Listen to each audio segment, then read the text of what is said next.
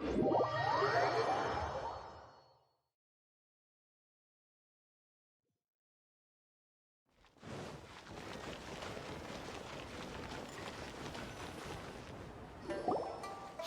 guess who's here? Oh, no way! It's the Traveler and Paimon! Ah, Traveler, welcome. Good to see you. What can I get for you?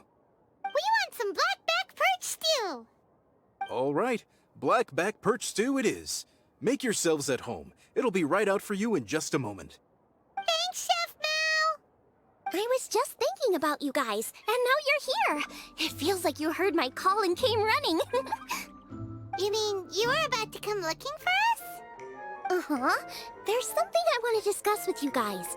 Did you happen to see how the city looked on the way over here? Everyone's getting ready for the Moon Chase Festival. Moon Chase Festival? Is that another one of Liyue's ancient traditions? That's right! Moon Chase is a big festival where we celebrate the arrival of the fall by moonlight. The old folks say that thousands of years ago, this was the time of the year when the Adepti would seek the way. But it's completely different nowadays. We eat our favorite foods, spend time with friends and relatives, enjoy the moon and the flowers. So much easier. Basically, we just do all the things that people like doing and don't take a whole lot of effort.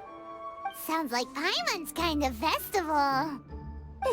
With your great taste in food, Moon Chase Festival is sure to be to your liking. Hey! If you got a problem with Paimon's taste, just spit it out!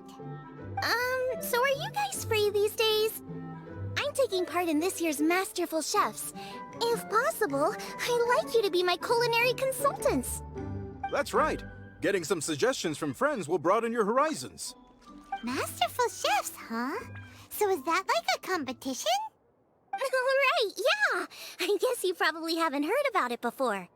Every year, Moon Chase Festival has a different theme, usually picked by the Qixing. This year's theme is Feast of the Bounteous Land, so the Qixing decided to organize a cooking competition. Feast of the Bounteous Land. Pretty much sums up what Liyue is all about. Great theme! I totally agree. I heard it was Ningguang that came up with it. She's so amazing and so full of mystery. Well, I want to take part in the competition, but coming up with new dishes is hard work. By the time you finally thought of something, cooked it, taste tested it, it can be hard to judge whether you're really into something or not. And so, I was thinking, I could get the two of you to help by gathering everyone's thoughts on what makes a great dish. I really want to think outside the box this time. And to do that, I'm gonna need lots of different ideas from lots of different people. This'll be a piece of cake! We've got friends from all over the map, haven't we? You sound pretty confident. Well, you know, not to brag or anything. But first things first, let's have a delicious one-min meal. After that, we can go around to all of our friends in Liyue and get their ideas one by one. Okay, great. Also, Guoba should be back soon, so we can all go together. Here's your blackback perch stew, folks. It smells so good. It's my pleasure.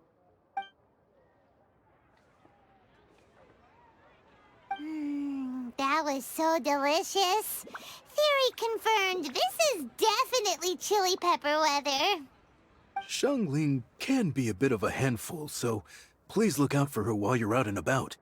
Come on, Dad. Why would you say that? Because I know you all too well, my dear. That's why. You mustn't be quite so reckless when you're out in the wild, you understand? You do well to be a little more cautious, like our traveler friend. Don't worry. We're all friends here. Let's all look out for each other. Ah, and Guoma's back.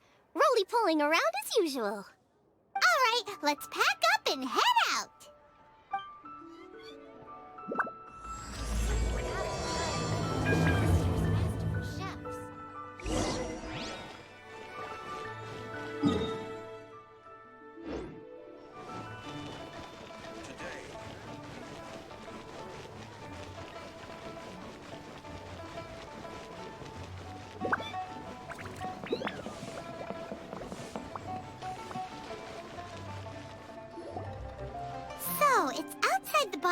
thinking that we're looking for, right?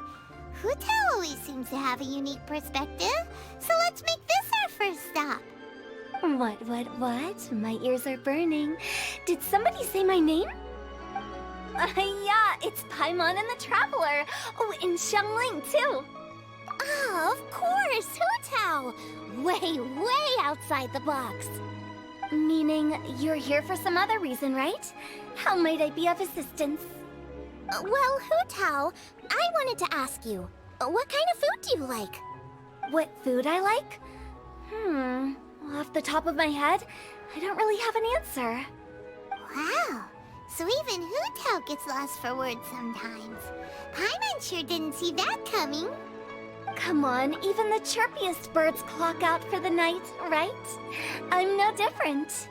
Pretty sure clocking out isn't something birds do, but okay. Right! There's no need to overcomplicate it. Just pick a dish and tell me what you like about it. I'm doing some market research. I see. Launching a new dish? Well, let me say right off the bat, nothing weird, okay? Some poached fish, a side of shrimp dumplings. That is all you need. Poached fish and shrimp dumplings. That's a bit ordinary, isn't it? Well, it is and it isn't. Think about it. Poached fish is hot and spicy with a powerful aroma. It's a dynamic dish. Add a side of shrimp dumplings, and there's your static component. Got it? Dynamic? Oh, I can do dynamic. Mushroom slime stew it. No, not that kind of dynamic. A dish is more than substance, it's a mood. Poached fish is red and spicy. It elicits a response from the eyes, ears, nose, and mouth. That's why I call it dynamic. Shrimp dumplings are more subdued, clear and smooth with a pure and subtle fragrance. I call that static.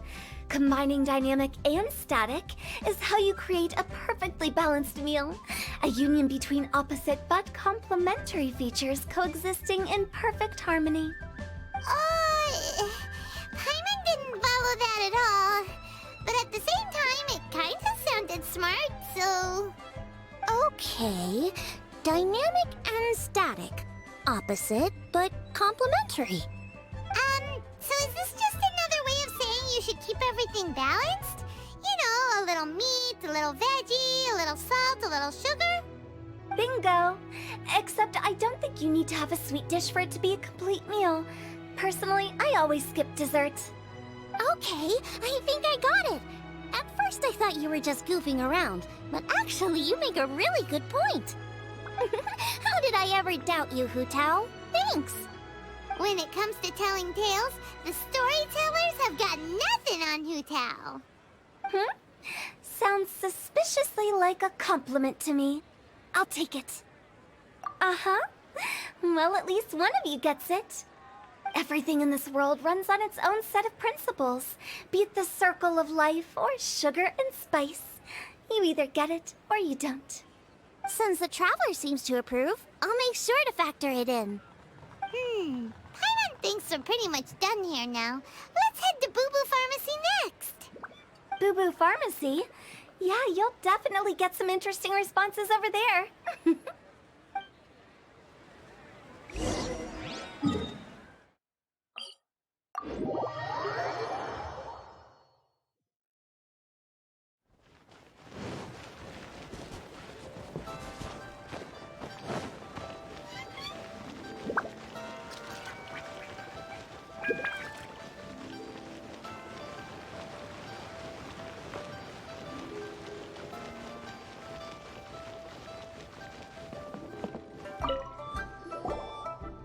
Oh, it's you.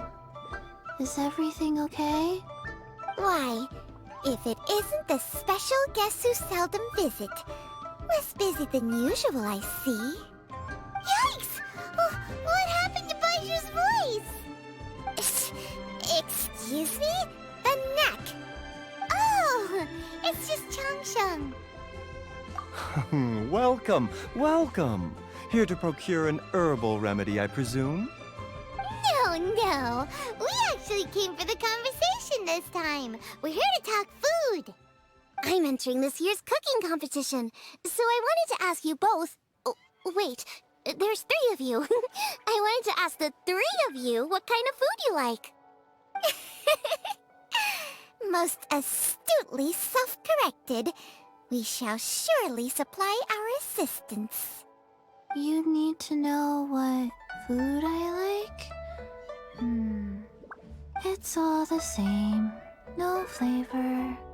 Chi-Chi has some gustatory dysfunction and can't taste any food. Make no mistake, she's not being uncooperative. Oh, I understand. That's fine. Still, I'd expect Chi-Chi to have some sort of dietary preferences, though. There must be some dishes that you like the sensation of. Sensation? Yes, there's one. Coconut milk. Nice and cold. Well, that doesn't help us. It's not a dish, it's a drink. How about you two? Any thoughts? I like bite-sized morsels of meat. I agree with Chang Sheng. Many of our patients are the elderly and young children. They find large chunks of fowl or seafood difficult to swallow and digest. Dishes where the ingredients have been finely chopped, on the other hand, are far more suitable for them. We also see plenty of people with colds and sore throats who find it difficult to eat rich food. From a purely pharmaceutical perspective, I tend to recommend soups and stews. Got it. Would that be medicinal soups and stews? Medicinal soup. I don't like it. I must apologize for having such a one-track mind. It's a little difficult to think about food without worrying about the health implications these days. We've had quite the endless stream of patients recently. If you ask me, I think the changing weather is to blame. That's okay. Everyone's input counts. Keeping it seasonal and suitable for all ages sounds like a pretty good idea to Paimon. Medicinal dishes have higher demands in terms of nutritional balance than the kind of food I normally cook. I don't usually focus on medicinal properties, but since this is for a competition, maybe I can score more points by taking both flavor and function into account. Food with substance. Always better. Everyone will like it. It's a great suggestion. Thanks, everyone. You're welcome. As long as we could help. It's great to have a doctor's unique perspective. I'm feeling inspired. Oh, how you flatter me. Receptivity to sensible suggestions make for a savvy chef. Oh, she is! Creating new dishes is Xiangling's favorite thing to do. You can be sure she'll put lots of care and attention into it. Everyone's got their hobbies, and mine is cooking.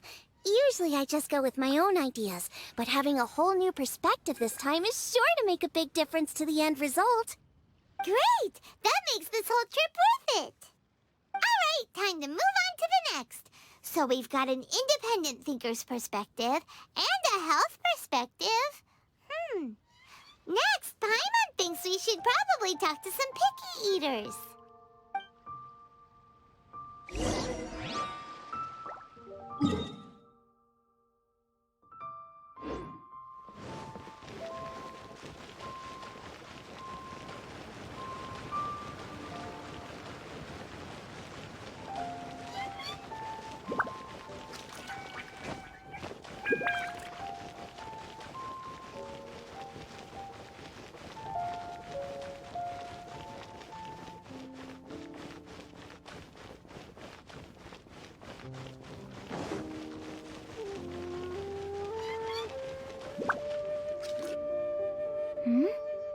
Oh, it's the Traveler and Paimon. And Xiangling. Greetings, friends. It's been a while. Hey, what brings you here? Has something happened? What's with this great big stone on the ground? Long story. So, just to confirm, I will assume responsibility for handling this stone of unknown origin. Any objections? None here. You know how to get things done, Kuching. As long as it's with you, I can rest easy knowing that it's in safe hands. Should I take this to mean that you doubt the relative safety of leaving this in the hands of the Tianquan? Huh? Well, for starters, Ketching is the one who's always out running errands, rain or shine. Besides, you don't seem to give a wooden more about this whole thing anyway, so what's it to you? I was merely joking.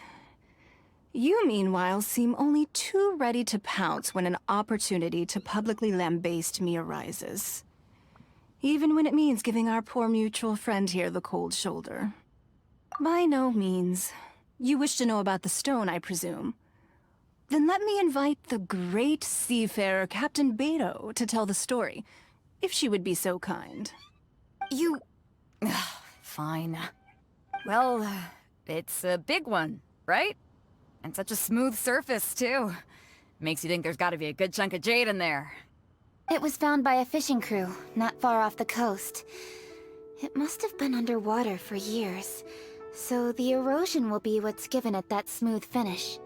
Finds like this cannot be kept as private property, and must be submitted to a holder of public office. Placing it into our custody will also give them peace of mind. So, what's inside it?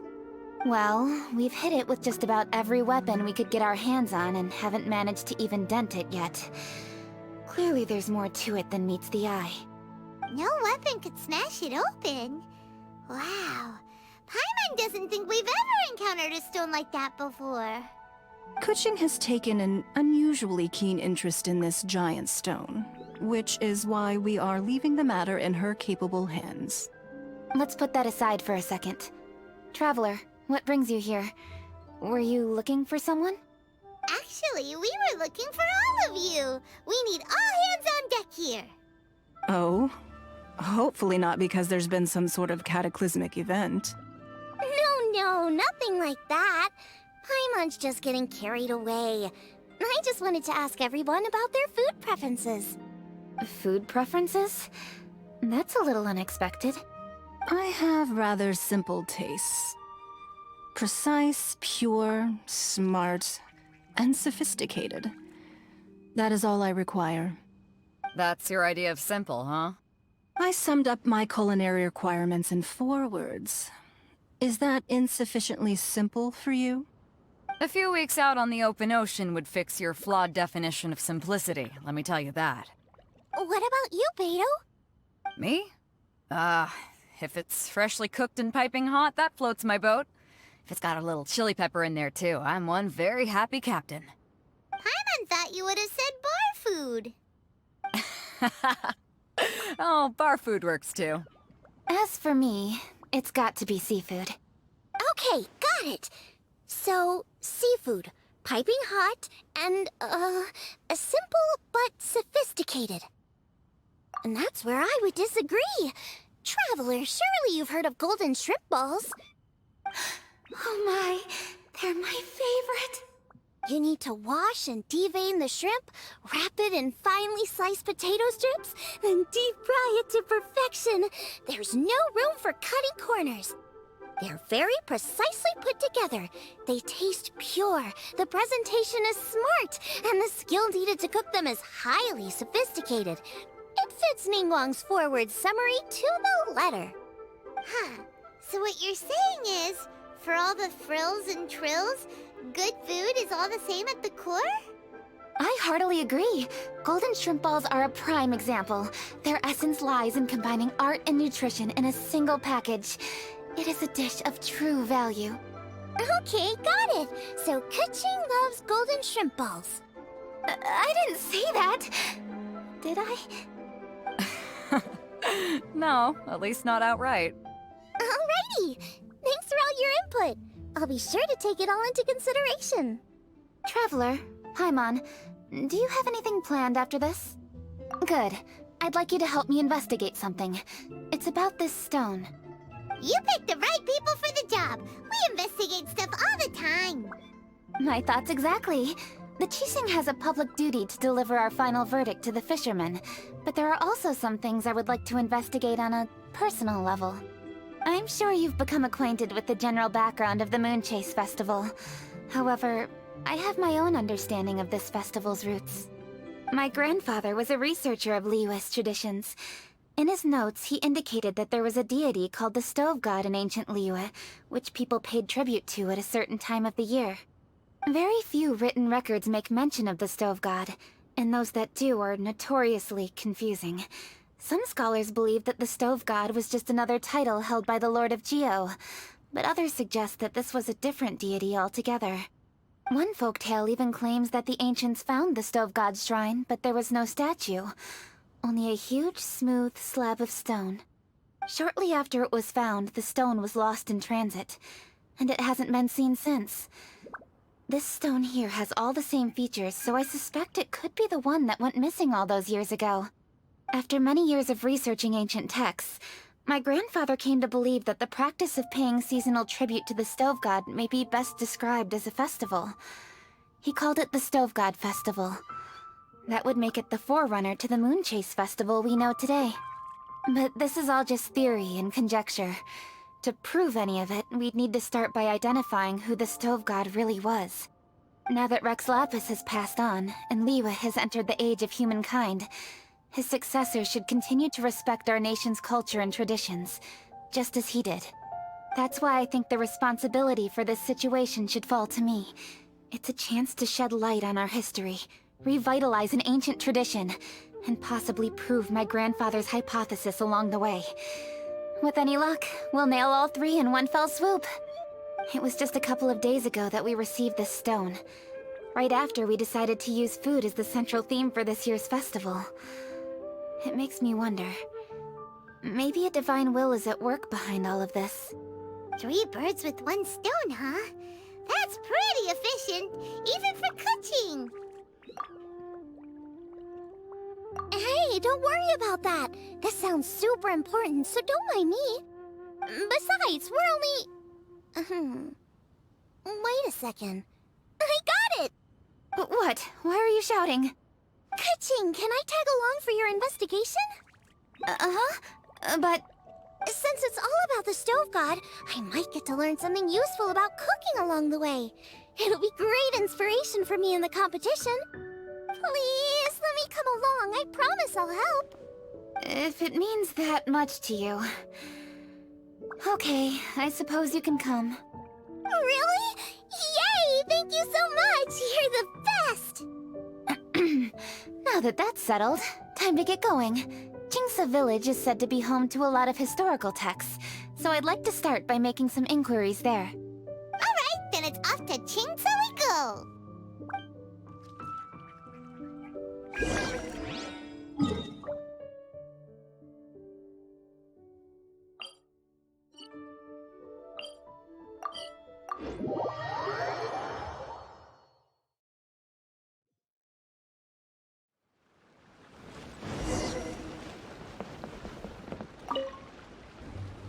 Hi, Granny. We need your help with something. Are there any old books around Jingsa Village? You know, from a really long time ago? Oh, looking for ancient texts, are we? Let me think. There is an old warehouse over there, property of the Feiyun Commerce Guild. Many books are stored inside, those that they have no room for at home. In fact, their youngest comes over this way to read sometimes. The Feiyun Commerce Guild's youngest? You must be talking about Xingqiu. Paimon didn't know they had a warehouse here. Let's go take a look.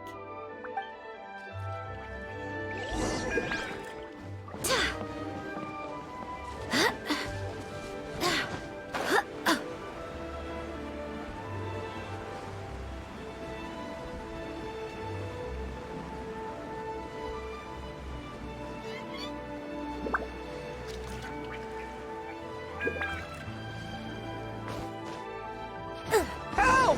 Ah, I'm being robbed! It came from that direction. Come on!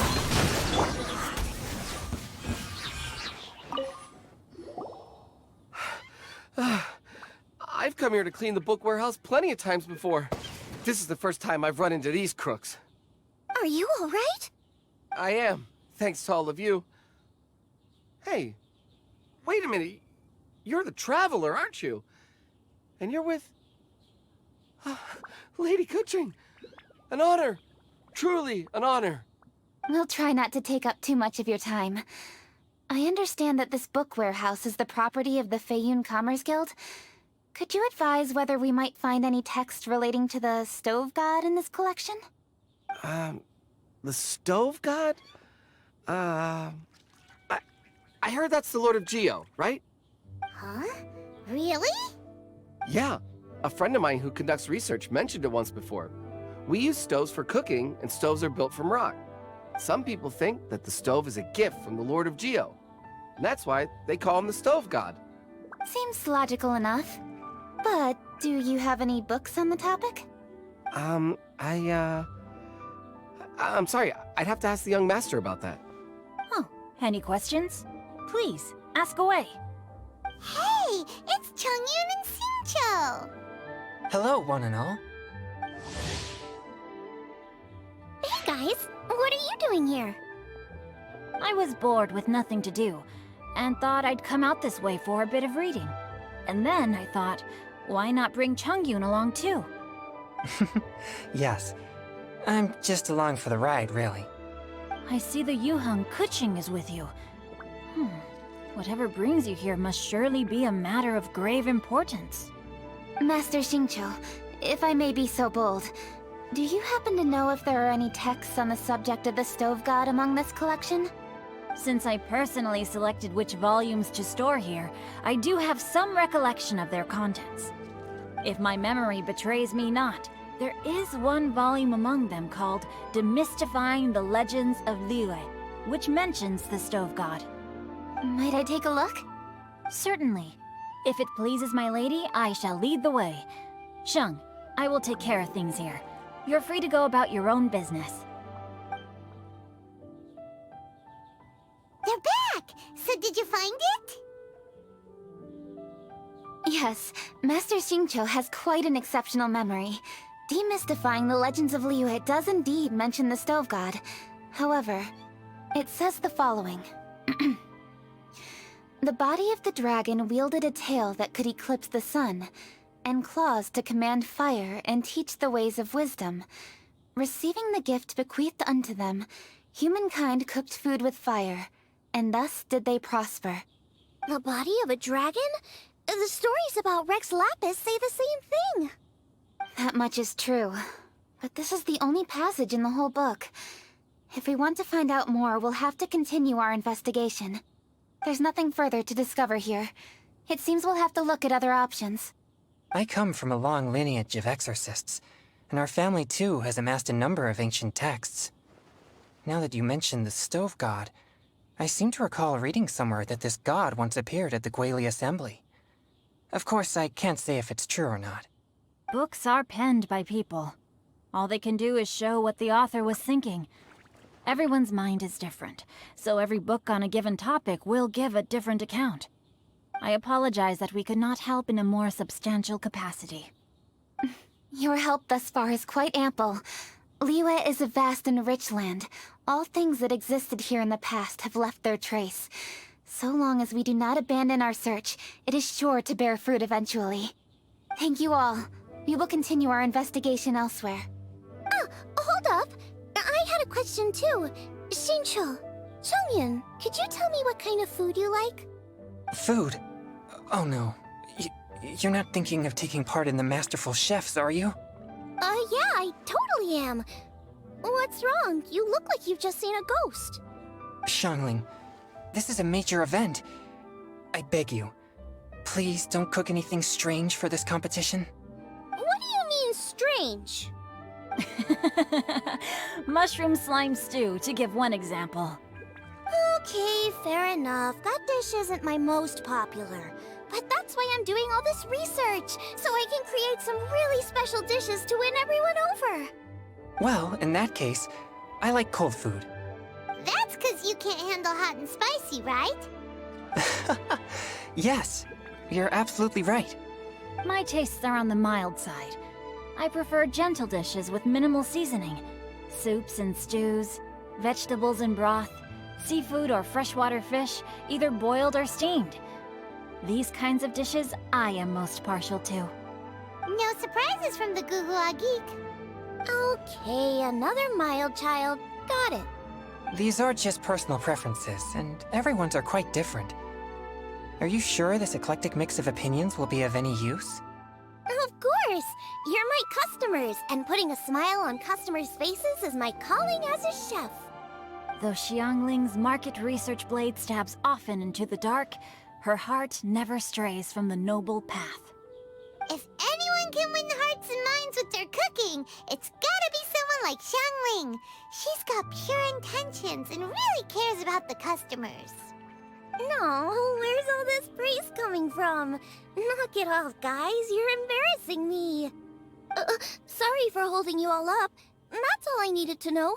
Shall we carry on with the investigation now? Over to you, Kuching. Where to next? So we've learned the Stove God allegedly made an appearance at the Guili Assembly.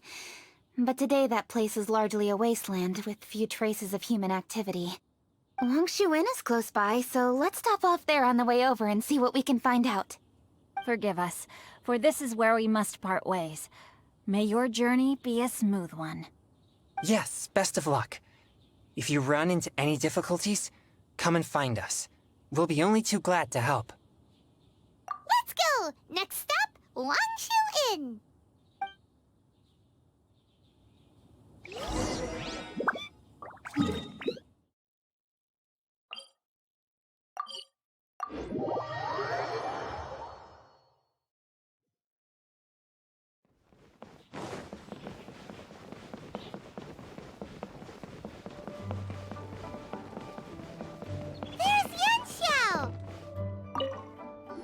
Huh?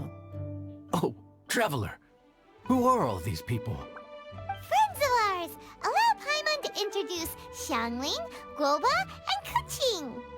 Kuching? Of the Chishing? She's the, Hi.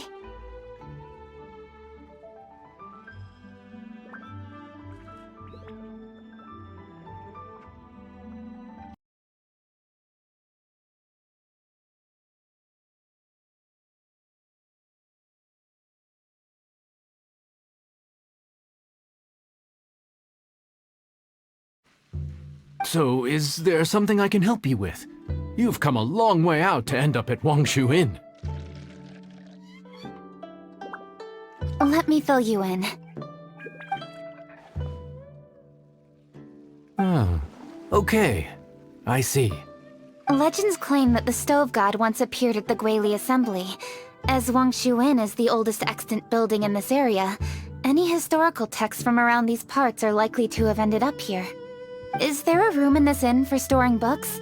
And if there is, do any of them mention the Stove God? Well, now that you mention it, we do have a fair few ancient texts here. I remember looking through an old recipe book once. I just need to remember where they're all stored.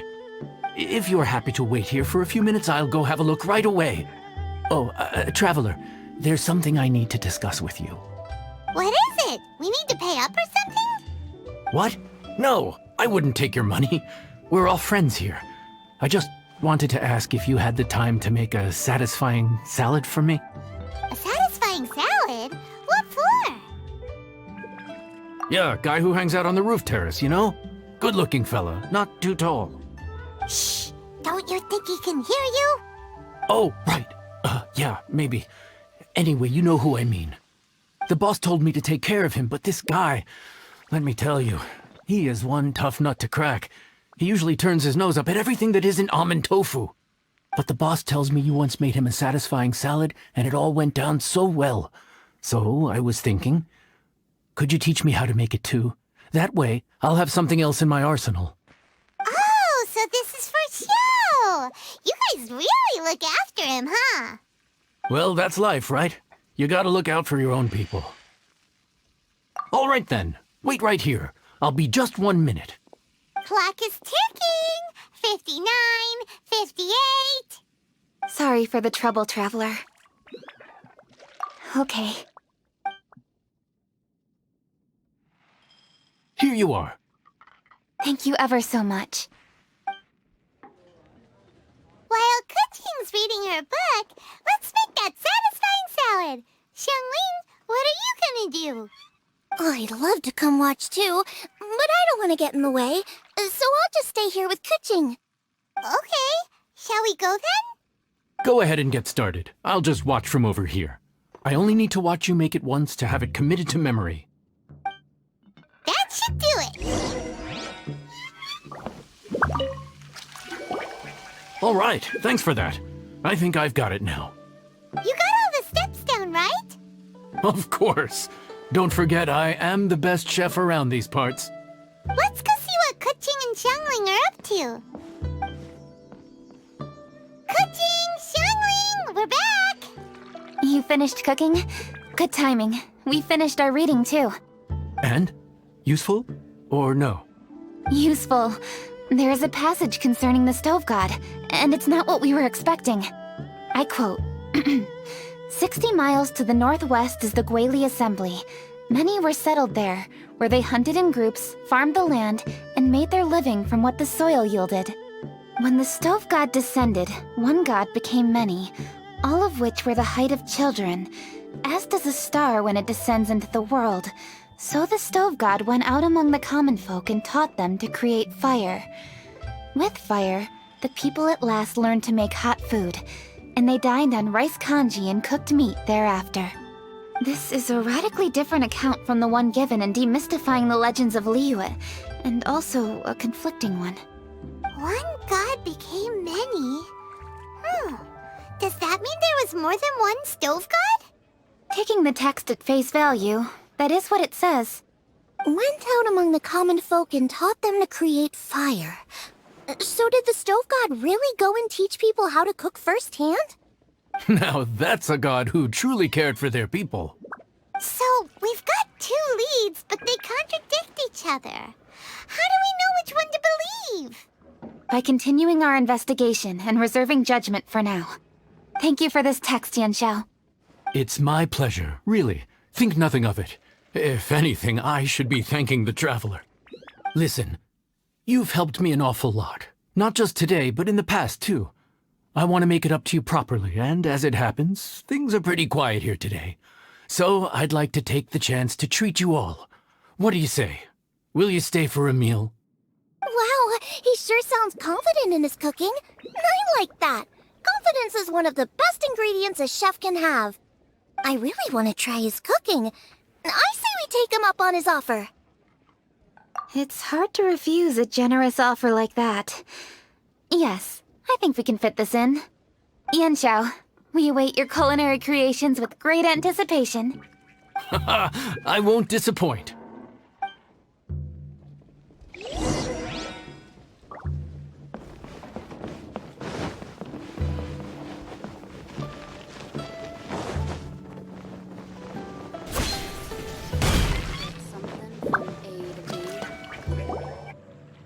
Everybody, please be seated!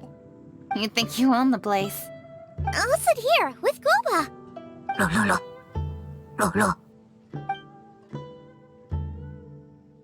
Here we are. That's everything you ordered. It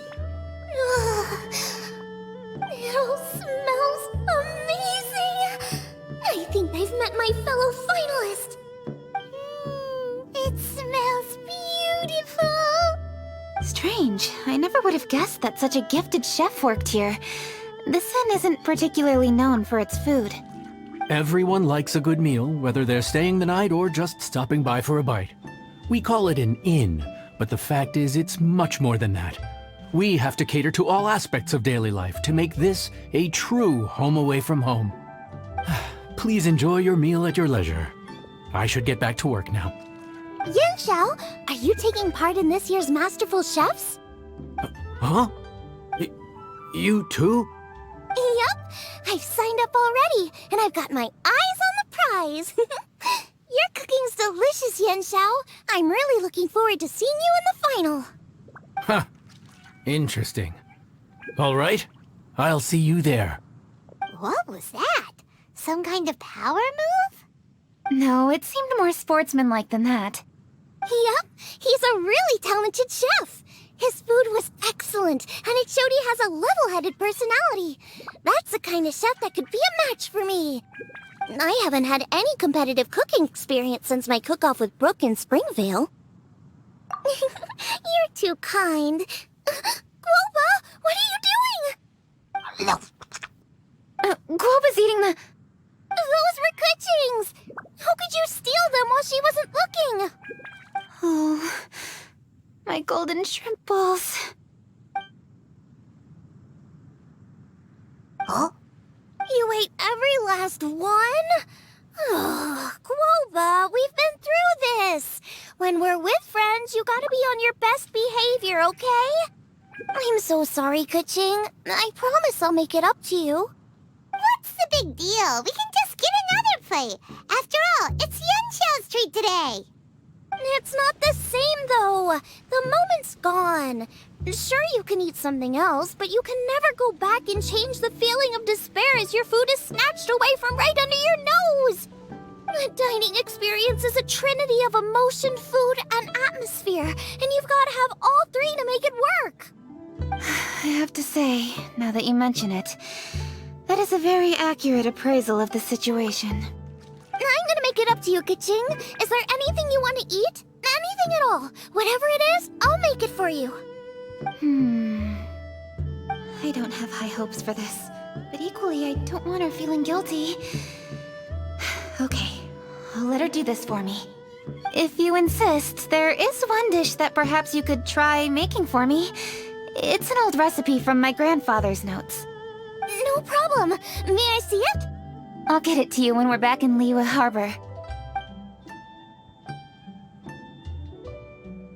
Traveler, have you finished eating? Before we do anything else, let's head back to Liyue Harbor. I need to fetch something.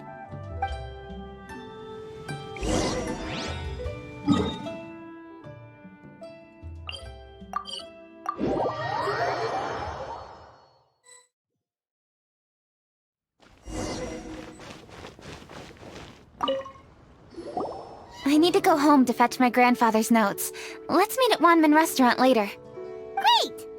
I'll go get everything ready. Traveler, what about you? Are you gonna do your own thing for a while, or do you want to come in and have a seat? I actually have something to discuss with him. You go ahead. We'll join you later. Okay, gotcha. Traveler, come here for a moment. I need your advice on something. What do I need to do to get along with Xiangling? Seriously? That's what's stressing you out? What's so strange about it? Why are you looking at me like that? You're super smart, and you're always so sure of yourself. Paimon thought you'd never need advice from anyone about anything. Well, that's just ridiculous. Xiangling's always so warm and friendly with me. This time especially. And now she's desperate to do me a favor. So, is that supposed to mean... we're friends already? I'm just not used to dealing with people who are so warm right from the get-go.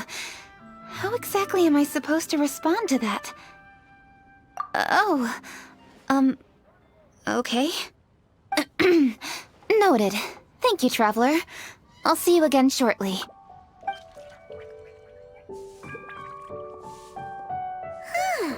What's making Kuching so self-conscious?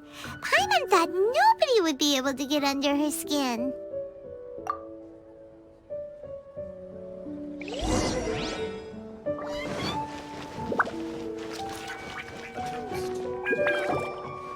Hey, we're here! Hey, grab a seat. I'm just running through my ingredients to see what I'm missing. Oh, we're gonna do this now? What is it? But this is your idea! Why you gotta dump it on Paimon? Ugh. Okay, so back at Wangshu Inn, we noticed you and Kuching were getting along pretty well. So you really like hanging out with her, huh? Yep. Kuching's good-natured and easy to be around. The kind of person everyone wants to know, right? You're a braver person than Paimon. The first time we met Kuching, Paimon found her pretty intimidating. You think so? I remember thinking straight away that she was really easy to get along with. Didn't you see her sneaking treats to Goba back at Wangshu Inn? Yeah, she's great. We know that now. We're just talking about first impressions. First impressions? Oh, okay. Hey, have you guys eaten grilled shellfish before? They can be hard to crack at first, but they taste amazing that way. We've eaten shellfish before, but I don't think we've ever tried eating them grilled. Oh, you're missing out. I'll grill some for you another time. But anyway, Kuching's like a shellfish. Maybe a little closed off at first, but once you get to know her, she's got a soft and squishy side too. Not to mention that even after her favorite food was stolen away, she was still happy looking after Guoba. I'm really grateful for that. You make a good point. You know, Xiangling's intuition for people seems really spot on. Is that why she took a liking to Kuching so quickly? Alright, let's see. We're okay for carrots and crab, and we still got some ham and mushrooms. I wonder what Kuching's recipe is gonna be. Huh? What was that noise? What's going on? What the? That bird is huge! Ah, it's the ladybird!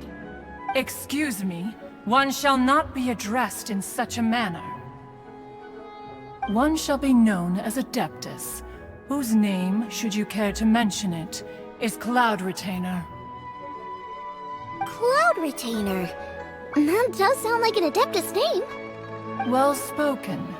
One shall let this young lady's enlightened words atone for the ignorant ones of her friend. A while it has indeed been, traveler. Does one surmise correctly that you hasten hither to partake in the Moon Chase Festival?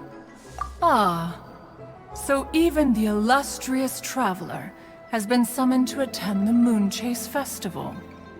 As expected, this year's theme stands proud against the test of public scrutiny. The theme? You mean Feast of the Bounteous Land? The very same. Moon Chase Festival falls during the season when many cooking ingredients are ripe. Hence, it is a fitting time to enjoy the finest of foods. One noticed the relative pomp and ceremony with which this year's affairs are being conducted, and could not abide to stand idly by. Let it be known that one's culinary proficiency and ingenuity is uncontested in all the world. Thus does one now appear in this realm, that those who inhabit it might witness one's latest creation, a supreme cuisine machine. A supreme cuisine what? What's a supreme cuisine machine? Patience. One's purpose here today is to meet and to greet. Nothing further. All shall be revealed before your very eyes when the time arrives. Traveler, you are one who has witnessed much of the culinary world. When the day comes, one would be most pleased to see you in attendance, offering your most vociferous ovations. Oh, so we're officially invited? That which is implicitly understood needs not be made explicit, let alone official. I shall say no more and dwell here no longer. Await my word. Be there or beware. This bird always disappears just as quickly as she shows up. Oh, wait, not bird, Adeptus. Hey, wait! Isn't she technically an illuminated bird, though? She seemed like someone very prestigious and very talented at cooking. She definitely loves her food. What are you all huddled together over here for? The Adeptus left already. Yay! Kuching's back! Sorry I kept you waiting, Xiangling. This is the recipe from my grandfather's notes. They're not in the best condition, so rather than bring them out of the house, I just transcribed the recipe. Unfortunately, the texts my grandfather worked with were very old. Usually faded, damaged, or both. Some parts are missing from this recipe, too. Do you think you'll still be able to work with it? Oh, okay. Let me take a look. Give me some time. I need to look into it. Sorry for the trouble. You're all here? That voice sounds familiar. Sorry to interrupt your conversation. I was in the area buying a few things, and I heard the disturbance, so I felt compelled to come take a look. You mean Cloud Retainer? I saw her too. She just suddenly showed up right in the middle of the street. Whatever adeptal power that was, she certainly knows how to make an entrance. Lady Kaching, you saw her too? Do you, have a moment? I need to discuss something with you. What is it, Ganyu? Has something urgent come up while I've been out? No, it's nothing work-related. I wanted to ask about, something personal. Is that okay? A personal matter? Involving me? Surely I haven't done anything improper recently, have I? Please, Lady Kaching? This is really important to me. Oh, okay. I noticed Cloud Retainer was here for quite a while. Did she say anything about... me? When I was young? About your childhood? No, nothing at all. What? Really? Whew. Thank goodness. I was getting really worried. Once she gets talking to people, she tends to go off on all sorts of tangents. So I was worried she might have bored you with some stories about me. Your name didn't even come up, so you've nothing to worry about. Kaching, how are you not asking a bunch of questions right now? There's obviously some juicy gossip here. Aren't you curious to find out what it is? Please, no, don't do that to me. Of course not. Whatever it is, I'm not curious and I'm not going to ask. If Ganyu has a secret and she wishes to keep it that way, nobody should make it their business to try and get it out of her. That's just basic decency, is it not? Yes, ma'am. Paimon will never bring it up again. Kaching, thank you. You're so kind and considerate. I've always seen that in you. What's that got to do with... Honestly. Go on, you should be getting back now. Oh my, you're right. I should. Okay, everyone.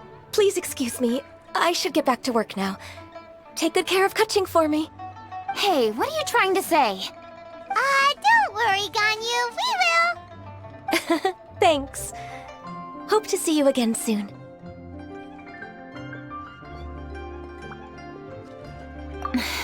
Just ignore her. Hey everyone! I just had an idea. It only occurred to me when that Adeptus showed up. Do you think the Stove God could be an Adeptus too? Ooh, could be. I don't want to assert either way, but it seems highly likely. In that case, we should go ask the Adepti about it. I think my master might be able to help. Master? You mean your teacher is an Adeptus? Uh-huh. She's over at Eugene Terrace. Come on, I'll introduce you.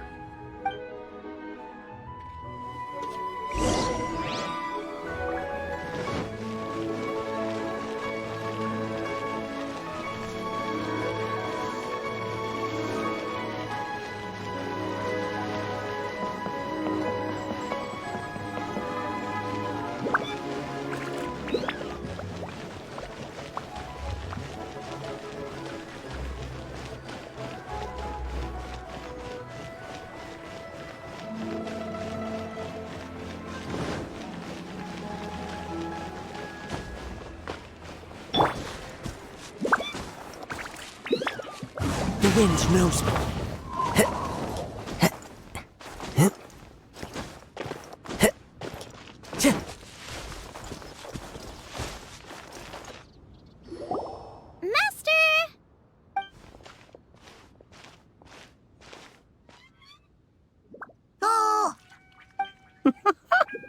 Hello, Xiangling.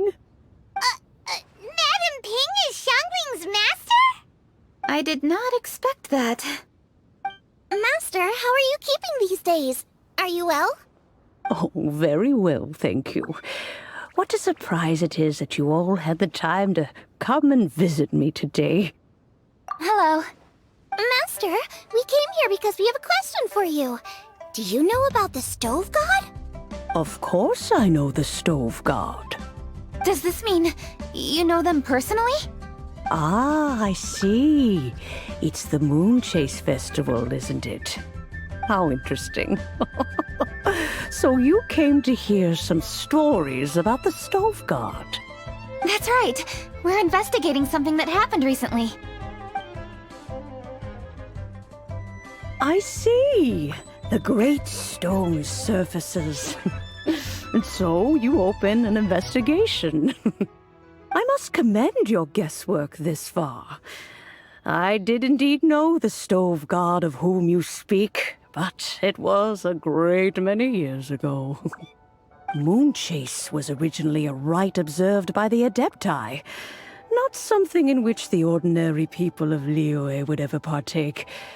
But over the years, they have sought to emulate it for themselves many times, giving rise to various festivals bearing the Moonchase name. On nights when the moon shone bright, everybody would get together for joyful reunions. There would be fine food, fine wines, and choice teas. Later, Rex Lapis unified all of these various festivals under the Moonchase name to honor an old friend of his. In short, the heavens were our witness as we vowed to the moon to come together in joyful solidarity, to remember the past and reflect upon the present. That is the meaning of the Moonchase Festival. Rex Lapis. That friend made many contributions to Liyue, and Rex Lapis would not have them go unrecognized. Turning this season into a commemoration of his old friend was also a way to honor that friendship. I can only presume that the Stove God Festival was one of the many subsumed into the Moonchase Festival. In the hands of Rex Lapis, our nation's traditions were faithfully upheld. It is to their detriment that we must now be the ones to inherit this duty. Ah, Kuching, I simply won't allow you to be so down on yourself.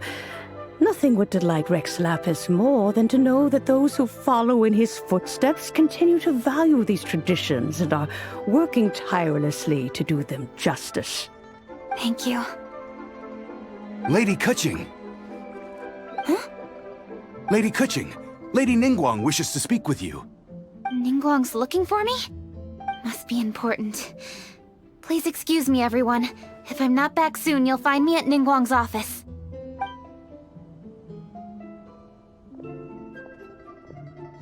There she goes.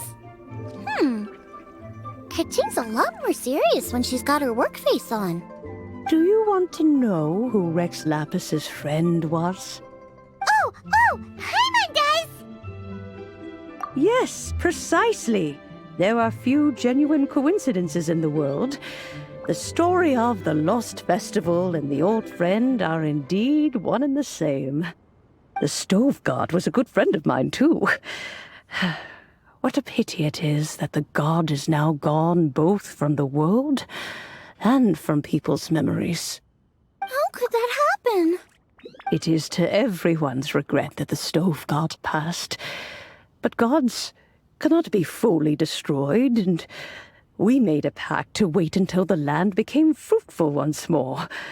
For perhaps the Stove God would then return, albeit in a new form. Really? Master, you must miss the Stove God a lot, right? From the way you talk about it all, it sounds like you were the best of friends. Yes. Thinking back on it all, there are many fond memories. I'm pleasantly surprised to find that Kuching is investigating this. She is a tenacious child, and anything she sets her mind to, she will diligently pursue. It warms my heart and makes me want to give her a helping hand. Unfortunately, however, I cannot simply give her the answer, for the process is of great importance to her. Kuching's grandfather once researched the Stove God, and now she follows in his footsteps. Since Kuching has inherited this conundrum, so too she must inherit the journey to its resolution. You knew Kuching's grandpa? Of course, I count all the people of Liyue among my good friends. I remember when he was the same age as Kuching is now. So young. Grandparent and grandchild are definitely made from the same mold. Both diligent enough to take on anything and bold enough to see it through to the end.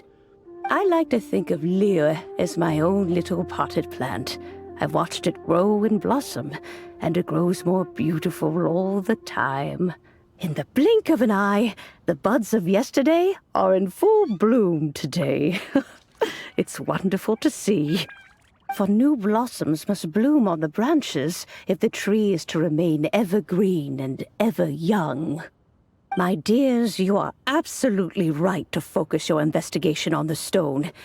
It is, as you suppose, the lost statue of the Stove God, and within it lie all the answers that you seek. I should like to see the stone for myself if you would lead me to it. Perhaps the truth will emerge even as we watch on. This is a peaceful neighborhood.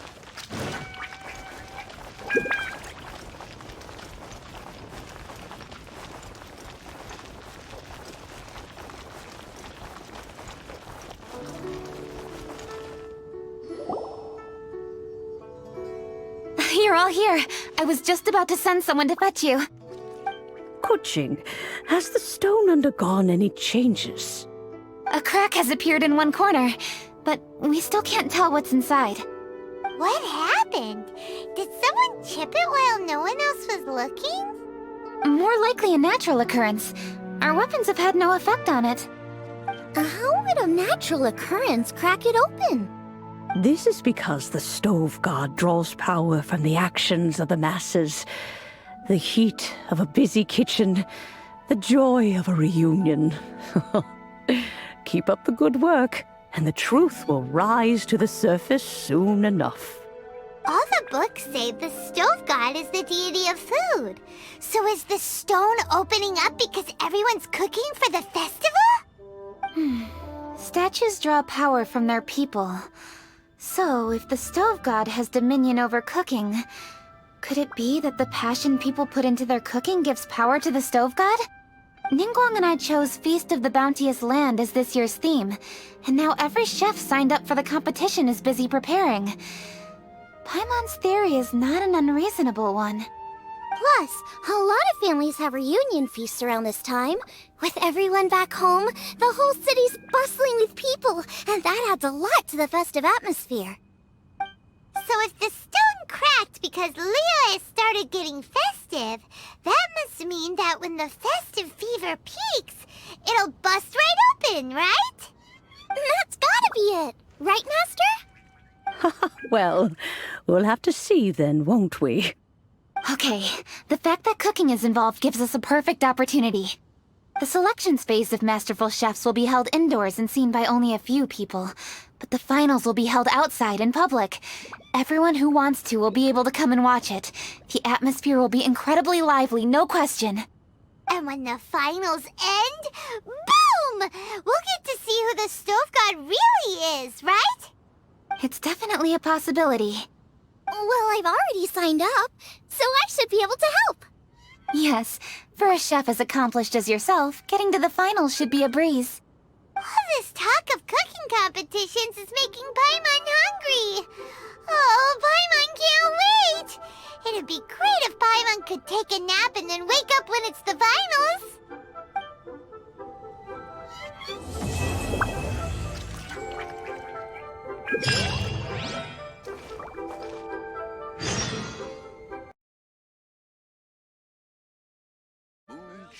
As expected of my daughter, your culinary skills are Made another. Hey, Xiangling, we're here. Traveler, Paimon, did you hear the news? I made it through the selections for Masterful Chefs. Really? Woohoo! That's great! It was a total breeze.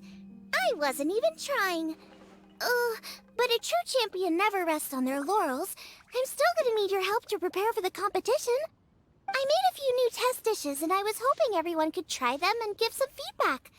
Traveler, you want to be the first? Oh, yeah, we did. And anyway, we get to eat your food all the time, so we're biased. You should find some other people this time, just to play it safe. Good idea. Okay, let me think. Let's get Beto to try it first. Beto! Yep, you can definitely trust her opinion. Let's go find her.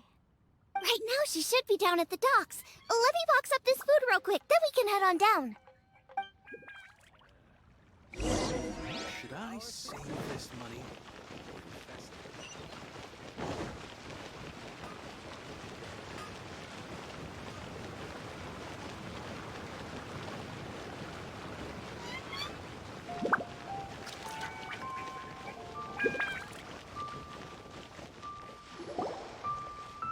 Beto, ahoy! Hey, look, who's she with? Hi, Beto. Hi, Xinyan. Are we interrupting anything? Xiangling! Woman of the hour. We were just talking about you. Oh, Beta was saying you and I should get ourselves on board sometime. Says the whole crew's been asking for us. Seems like you three go way back. Oh, we really do. Beto and Xinyan are two of my oldest customers, and I've helped out in the kitchen on board Beto's ship in the past. Recently, Xinyan's been planning to do a show on board, too. That's the plan. Good music's meant for sharing. You guys should check it out sometime. Will do. But I came here today because I made it into the Masterful Chef's finals, and I was just trying out some new dishes to bring to the competition. Can you have a little taste and give me some feedback? Sure, beats drinking on an empty stomach. Oh, about time. I'm starving over here. Let's see what you got. Oh, man! This chicken foo young's tasting awesome! Oh, this food is too good for me to be soaking up the alcohol with. These three seem to have a great time with each other. Only thing is you've got 3 dishes here. Chicken foo young, come and get it, and crystal shrimp, and they all taste kind of refreshing. Is refreshing really a flavor? When you spend all your time at sea, you don't have a lot of choice when it comes to food, especially on the longer voyages where you've got to stretch out your rations as far as you can. First thing you want to do when you get back on dry land is dig into a nice hot meal that's swimming in oil and has a ton of flavor. That's the exact opposite of Ningguang's tastes. Oh, sure is. Beto's tastes are pretty similar to mine and Xiangling's. Ugh, Ningguang. I am sick of hearing that name. Our tastes couldn't be more different. You'll never find us eating the same bowl of food. But last time when you were chatting with her, Paimon thought you two seemed to get along just fine. We're evenly matched. Guess that makes us equals. But I'm sorry, limp cabbage leaves are never gonna do it for me. Oh, I hear ya. Steamed cabbage and broth might be upper class and look fancy and all, but man, is it boring! It's never gonna give you that flavor explosion you get with some of the other dishes out there. So, Xinyan, are these dishes too mild for you too? Well, not so much mild. I just think you maybe missed a beat somewhere. Exactly. This is some fine cooking, no question about that. But if this is for a competition, it needs more oomph. Beat? Oomph? Are we sure these terms apply to cooking? Beat and oomph. Beat, yeah. You know what a beat is? I only know music, though. I'm nowhere near your level when it comes to cooking, so don't mind me if it doesn't make much sense. No, you're both completely right. Beat and oomph. That's what I need. I actually thought as much while I was cooking them. Even though this was a brand new combination, it still felt like I was missing that one thing that'll seal the deal. You know, really push it over the finish line. Seems like she's found her muse. Does that mean music theory is compatible with cooking? Hey! Paimon didn't quite get the implication, but Paimon can tell when you're being a meanie. Okay, I think I know what I need to do. Great! So this went really well. Don't hold back. Just get out there and do your thing. You're a pro, Xiangling, and you've totally got this. Hands down, best chef in Liyue Harbor. Ain't that right, Beto? Well, I think so anyway. More than any other chef. And there ain't a whole lot of people I'd be willing to say that about. I'll do my best. Thanks, everyone. All right, we'll leave you to it. I'm gonna take Xinyan on board for a while. Xiangling, they both had pretty strong tastes. You sure that won't be a problem? Shouldn't we get a second opinion from someone with milder tastes? That's a good point. Beto likes her greasy stir-fries, and Xinyan can really handle her spice. Yeah, we should get another opinion. Now, who do we know whose tastes are on the mild side? Traveler, any suggestions? Who? Oh, right! Makes sense! So, back to Wangshu Inn? Who? Who is it? Someone you just missed last time we were there. Huh? Oh, Paimon remembers! He said that we just need to speak his name and poof, he'll show up. Will he definitely hear us saying his name though? Maybe we should find somewhere quieter.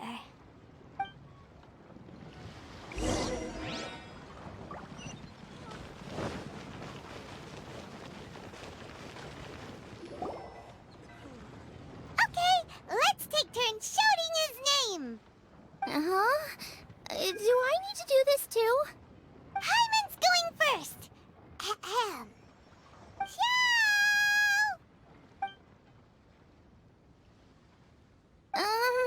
Nothing's happening. Let me try again. Xiao! That's weird. Does he not want to hang out with us? Oh, wait, so let me get this straight. Some guy with special powers promised you both that you just need to shout his name and he'll show up?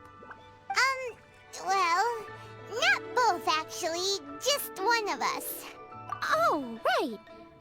Well, you should be the one to try it then. Paimon clearly just doesn't want to feel left out. Okay then. You called? Whoa! He actually came! You spoke my name, did you not? When I make you a promise, I will honor it. Blink of an eye and poof! He's there! That's how you know he's an Adeptus. An Adeptus? Xiao, was it? Hi there. It was me who asked the traveler to call you here. My name's Xiangling. I'm a chef.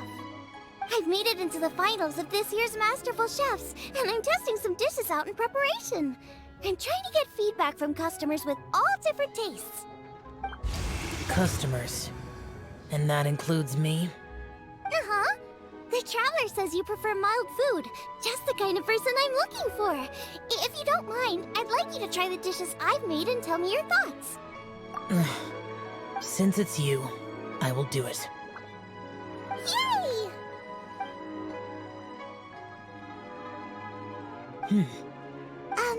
How is it? Are you sure you can eat it? Don't force yourself. Tastes pretty good. Huh? Really? I can't believe it. An Adeptus says he likes my cooking. If my dad was here, he'd be crying tears of joy.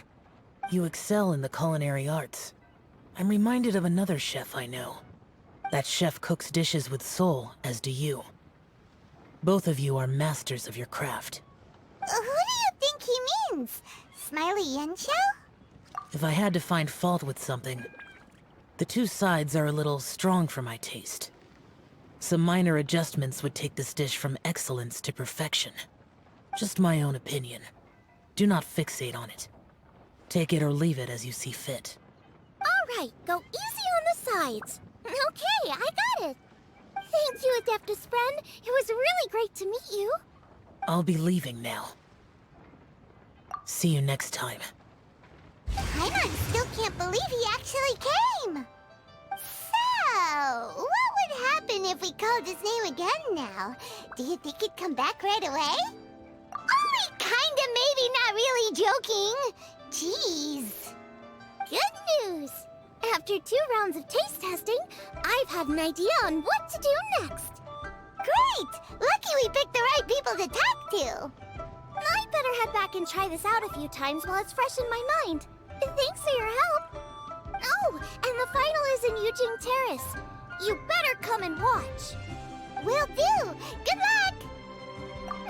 You bet!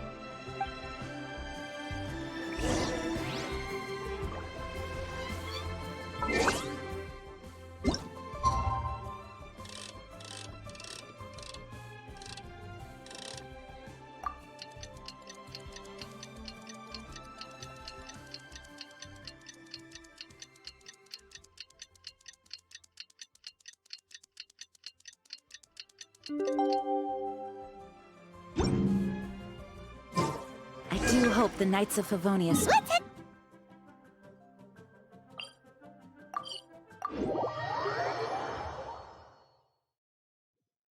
Ooh, Paimon's so excited!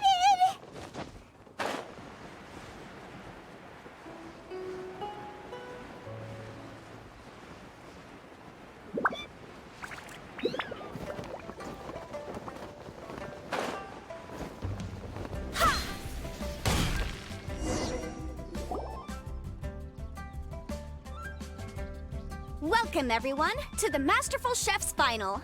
At the appointment of this organizing committee, I am your host and officiator, Yanfei. Hey, Yanfei's here too! This event is brought to you by the Liyue Qixing in collaboration with a number of participating enterprises. The competition is divided into the selections phase and the finals. We saw many contestants from all over Liyue in the selections process, and all of them were outstanding chefs in their own right. Of those, the 2 strongest participants were put through to today's finals. In just a few short moments, the finals will take place right here before your very eyes. As the officiator, it is my honor and privilege to represent the organizing committee and indeed the people of Liyue in overseeing today's proceedings. Next, please allow me to introduce the judges. There will be a select panel and an audience panel. The 3 members of the select panel are... the Tianquan, Lady Ningguang, the Yuheng, Lady Keqing, and last but not least, gourmet connoisseur, Uncle Tian. In addition to these 3, 10 judges will be chosen from among the audience to sample our contestants' dishes and cast their vote. That makes a total of 13 judges, with 13 votes between them. Each judge will vote for their preferred finalist, and the one who receives the most votes will be today's winner. It's all so exciting! And now, please join me in welcoming our 2 contestants into the arena. Come on out! To my left, a competition favorite down from Dihua. Life's harsh when you live on a marsh, but this kitchen ace will put a smile on your face. Please welcome Smiley Yanxiao. Hi, everyone. Whoa, Yanxiao made it into the finals too! But what's up with him? He seems really nervous. Yanxiao! Chin up, shoulders back! Everyone from the inn is super proud of you! Huh? Oh. And to my right, a stalwart of Liyue Harbor culinary scene, a little feisty with a whole lot of spicy. Give it up for Xiangling! And her mysterious assistant, who knows who? Paimon knows, it's Guoba! Hey, everybody! I'll do my best. Contestants, please repeat after me. As a finalist in Masterful Chefs, I solemnly swear to commit myself fully, compete fairly, and abide by all competition procedures. As a finalist in Masterful Chefs, I solemnly swear to commit myself fully, compete fairly, and abide by all competition procedures. As a finalist in Masterful Chefs, I solemnly swear to commit myself fully, compete fairly, and abide by all competition procedures. And I, for my part, promise to uphold the principles of fairness, impartiality, and transparency in my officiation of the proceedings. Now, I will hand things over to the select panel judge, Ningguang, for the announcement of today's theme. Thank you all for being here today at the Masterful Chef's Finals. I am the Tianquan Ningguang. The organizers have chosen the theme for today's event, and that theme is Of Earth and Waterborn. Of Earth and Waterborn. Just like the Feast of Bounteous Land. It really captures the spirit of this year's Moonchase Festival. It's like surf and turf, but the deep and meaningful version. The rules are simple. The one who receives the most votes wins. Tailor your dishes to the judges' preferences, or win over the audience with your originality. The choice is yours. Well then, I look forward to both of your contributions. Contestants will have 1 hour of cooking time available and may only use ingredients provided by the organizers in their dishes. I trust this is no problem. Okay, without further ado, let the cooking commence. Begin! Time to pull out all the stops! Show everyone why you're the best! Traveler, Paimon! Thanks for coming to support me! Don't you worry, I'm gonna make this the best tasting dish I've ever cooked! Light it up! Light it up! First things first, get the stove on!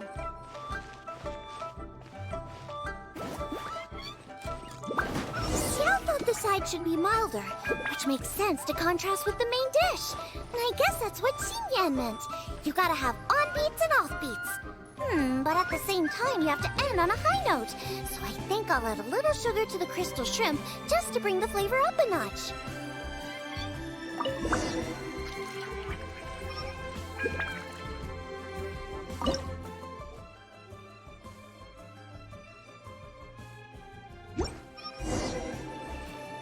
Triple-layered consomme is pretty bland to begin with, and I can't have two sides with the same texture. But luckily, the organizers have provided some very aromatic broth. It's just a little too gentle. Okay, this is where Beta was right.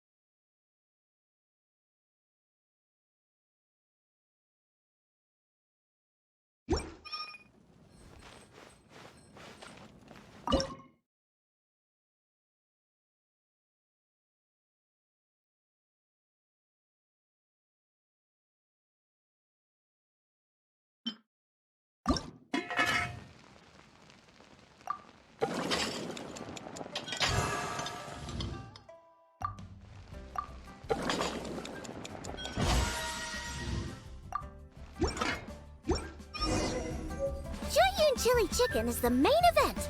Can't afford to compromise too much here, but maybe some pepper will set it apart without it.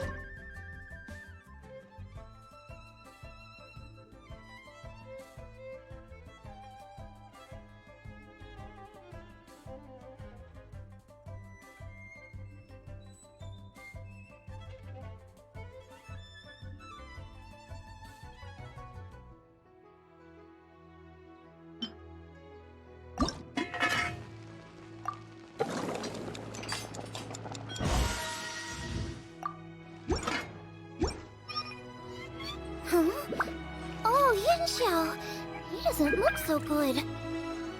Ah, Guava!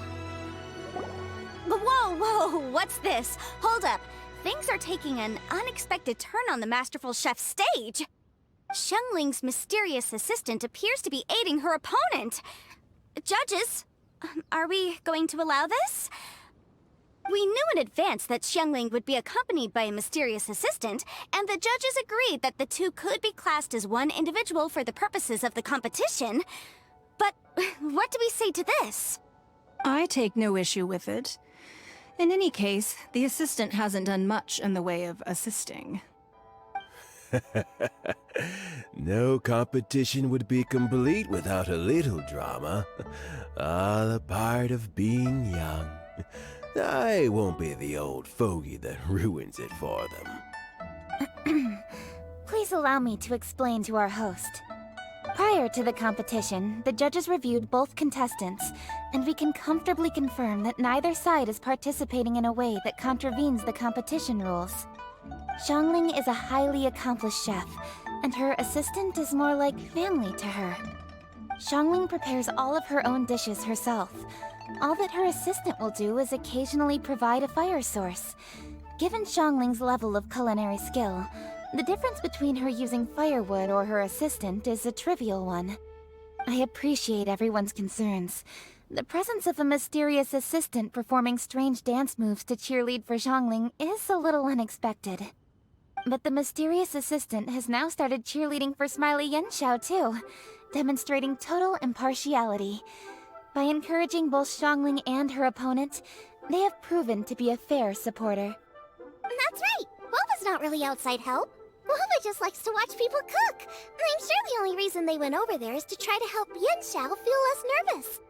I give you all my word, Guoba will not interfere with the competition. And I would also say that it's a loss to the competition if Yanxiao isn't at the top of his form. I say that as someone who's eaten Yanxiao's cooking at Wang Shuwen before. He is an excellent chef, and I want this to be a competition between the best we both have to bring. I see. Most amusing. Uncle Tian, what's your opinion? I have no objections. It's an honor and a privilege to see two contestants so dedicated to having a fair and square contest. The judges and the officiator accept this explanation. Let the competition continue. Yanxiao, are you alright? I don't know what's wrong with me. I've never been so nervous in my life. Look, my hands won't stop shaking. Take it easy. I've been there before. I can help. Try saying a tongue twister to yourself in your head. Or think of some happy memories about your dad. Why my dad? That's a bit specific. 'Cause that's what I do.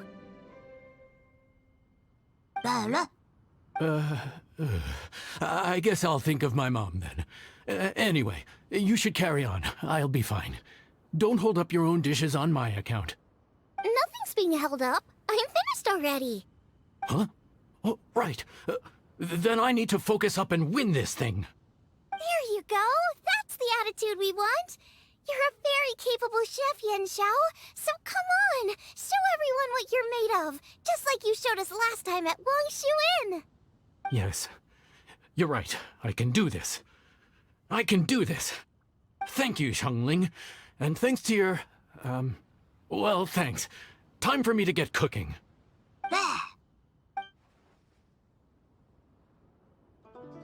Time's up! Both contestants have now finished cooking. I would like to invite them to present their dishes to the judges for evaluation. We will proceed in the order that the contestants finished. Xiangling, please describe your dish. My dish is Jiyun chili chicken with sides of triple-layered consomme and crystal shrimp. The theme is of earth and waterborne, which includes land and sea. In other words, land animals, fowl, and seafood are all potential ingredients. My main dish, Jiyun chili chicken, is a combination of fowl and chilies. Jiyun chilies capture the essence of the mountains where they grow, and fowl is a gift from the heavens. Triple-layered consomme also uses fowl, and its other ingredients are ham and bamboo shoots. These are also flavors from the mountains, but they complement and contrast with the chicken dish, fresh instead of spicy, cold instead of hot. The crystal shrimp is made from a combination of rice, shrimp meat, and carrot. A thin, translucent skin wraps diced carrot and a whole shrimp, fresh, crispy, and tender. Shrimps are a gift from the ocean. Tightly wrapping them in a skin made from rice makes this dish a blend of land and sea, fresh with a hint of sweetness. It's the perfect note to end this course on. Ooh, a strong delivery there from Xiangling. Let's see what our next contestant Yanxiao has to say. My dish is Adeptus Temptation with a mint salad and golden shrimp balls. As Xiangling says, earth and water means land and sea. So birds, land animals, and seafood were also the ingredients I incorporated. Adeptus Temptation is a much-loved dish in Liyue, and as chef of Wangshu Inn, I've always been proud to offer this as the signature specialty dish of our menu. It's a complex dish with very particular ingredients: smoked ham, crab, fresh shrimp meat, and matsutake. I chose this as my main dish as a sign of respect toward my profession and to this competition. The mint salad is my first side. Cool and tender with a subtle sweetness, it's a perfect answer to the rich and strong flavors of the Adeptus Temptation. Golden shrimp balls is a time-honored classic loved by everyone. A hearty and wholesome broth, followed up with a shrimp ball. Oh, pure bliss. Paimon can smell it from all the way over here! It's driving Paimon crazy! Judges, please sample the dishes. Very impressive. Both contestants' dishes are well considered, expertly made, and truly delicious. I'm gonna have another golden shrimp. I shall have to sample both contestants' dishes once more before I can reach a verdict. Now, Xiangling has taken an interesting approach here. She's chosen a cold dish as her main. I have to say, that's a bold move. It's also a unique take on Jueyun chili chicken. Although the dish as a whole is served cold, the chili peppers have been stir-fried, and so they're still just a little warm on the inside. You get a nice crunch as you bite in. Then you get the spiciness and warmth all coming in together, and then just a hint of that wonderful pepperiness to top it all off. It's quite simply extraordinary. This Adeptus Temptation is quite exceptional. The triple layer consomme is also a very superlative contribution. Excellent flavor, well balanced between sweet and savory. Yes, the standard is very high. Judges of the select panel, I will now ask you to consider your votes carefully before writing them down and handing them to me. Also, the organizing committee has selected today's audience judges, and they are now evaluating the dishes. Everyone who's been lucky enough to sample today's dishes, please consider and cast your vote independently. How are we not involved in this? Why didn't they pick us to be judges? Paimon has buckets of passion and oodles of expertise when it comes to food. If they don't want Paimon, it's their loss. Oh. Yippee! For all the chefs there are in the world, and for all the amazing dishes they can cook, the fact remains that you're the one who treats Paimon the best. Thank you all for waiting. All votes have been received and counted, and the results have been returned to Ningguang. I now invite Ningguang to take the floor and announce the results of the Masterful Chef's Finals. It is my pleasure to announce that the winner of the Masterful Chef's Finals is...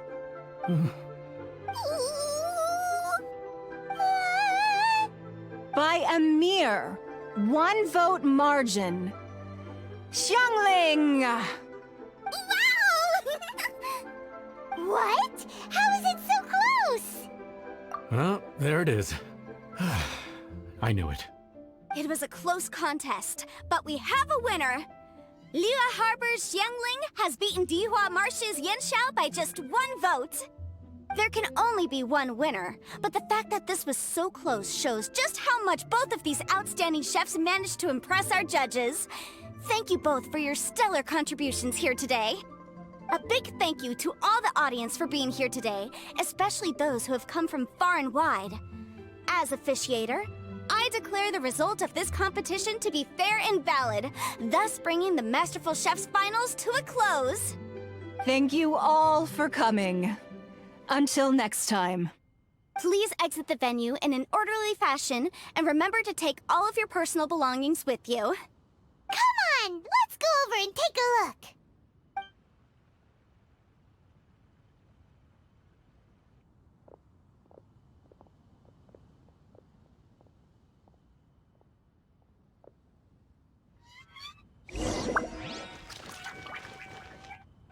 Looks like I won this time, Yen Xiao. But I'd still like to try your dishes, if that's okay.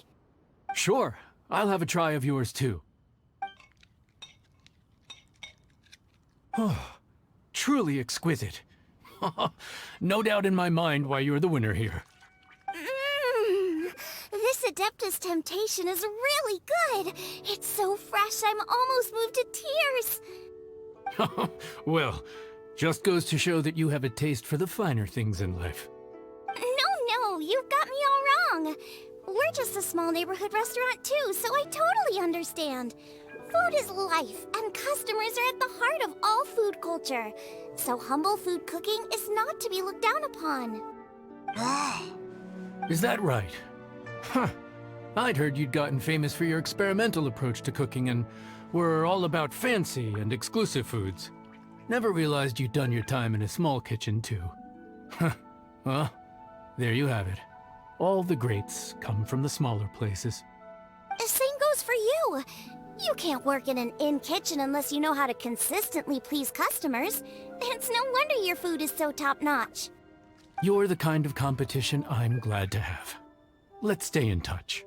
Maybe we can find some time in the future to trade tips. You got it. And next time we meet as competitors, let's both be even better than we are now. All right, deal. Traveler, Paimon! Thanks for coming. Did you get to try the food? Don't even go there. Paimon's still peeved. I can't believe it. You didn't get picked? Well, never mind. Don't get mad. I'll make some more for you when we get back. You will? Woohoo! Great! Oh, the organizer said that Yen Xiao and I need to go register our delivery addresses.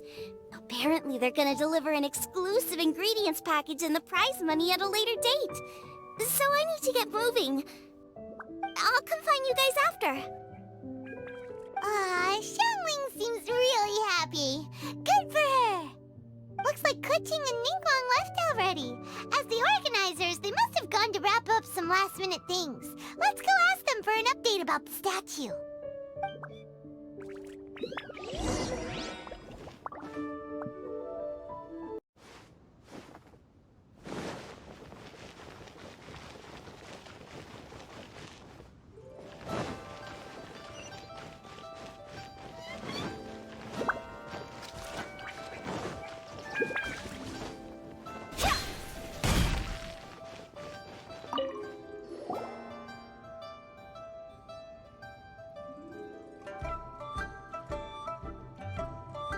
There you are! Oh, you found me. Huh? Is everything okay? Traveler, I have found myself in something of a predicament. In the competition, I voted for Smiley Yenshao. So you're frustrated because you can't go back and vote for Xiangling instead? No, that's not it. As a judge, I had a duty to remain objective. I made my decision after thinking about it very carefully, and my conscience is clear. Xiangling is my friend, so by rights, I should be honest with her about this.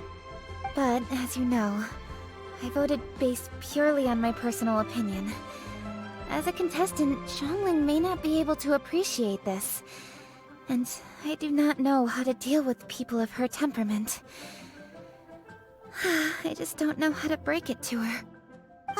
It's no big deal. Just say it however comes naturally. Xiangling of all people isn't bothered about that kind of stuff. And anyway, she still won in the end. Oh hey, here you are. I've been looking for you for ages.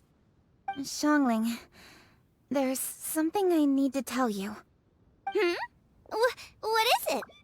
My grandfather always said to me, in contests of food, always follow your heart. Which is to say that in gastronomical disputes, or indeed competitions, one must cast their vote for the party that they agree with.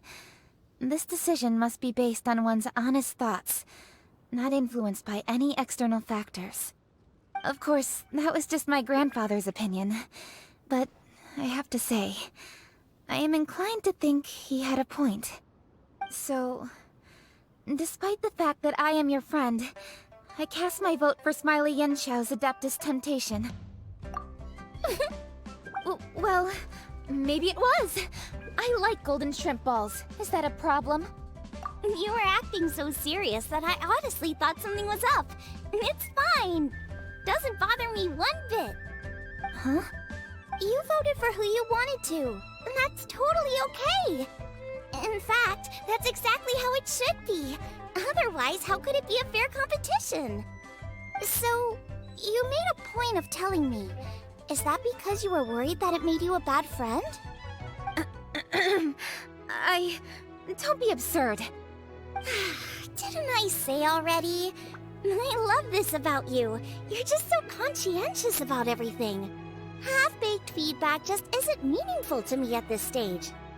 Seeking reassurance is what novices do, and it's been a long time since I was a novice. The way forward from today will only get more challenging, as will the dishes I'll need to cook.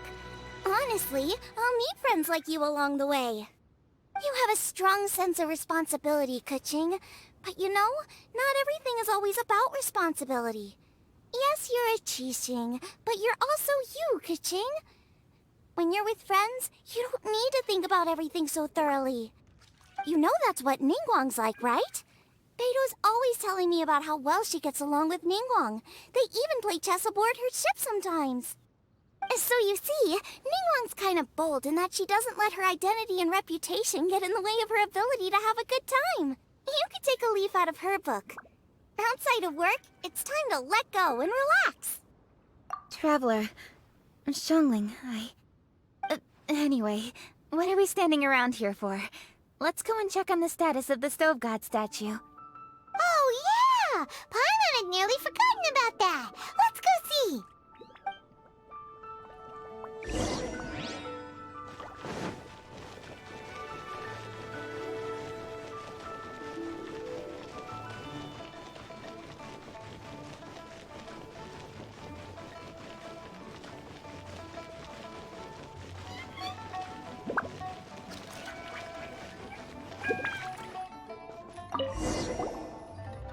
How strange.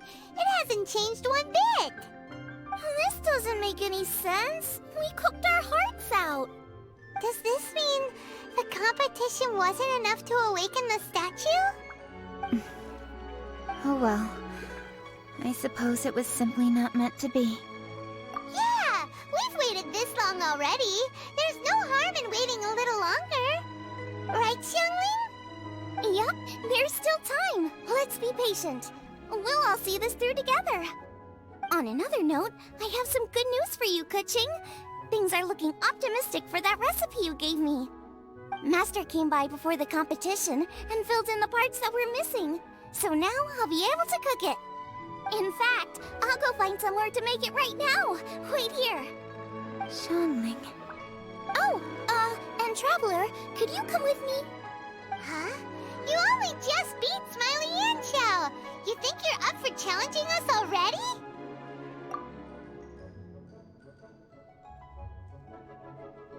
Obviously not what I meant.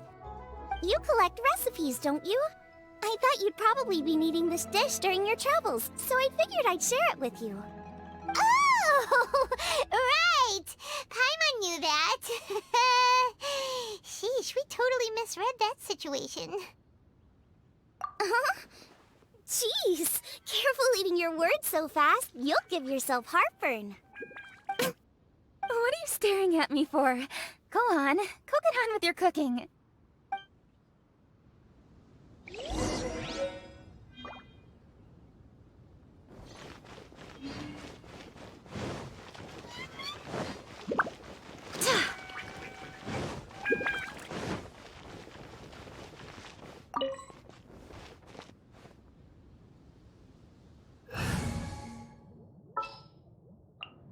Good eye.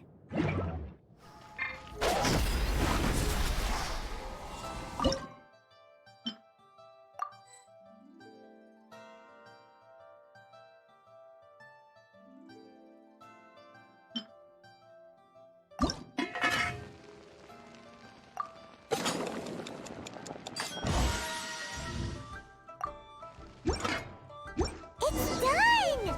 So this is what the dish from the recipe looks like. Let's go give it to Kuching. Mine's ready too. Let's go together.